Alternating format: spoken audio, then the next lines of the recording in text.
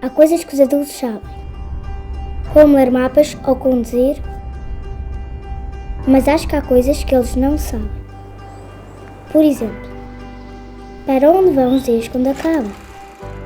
Porque os melhores dias parecem acabar sempre primeiro. A minha mãe diz que faltavam 2 horas para chegar. O que são 2 horas? Porque 2 horas na escola parece que nunca acabam. E 2 horas de férias passam muito rápido. E os gelados? Porquê é que derretem sempre mais depressa quando estamos de férias?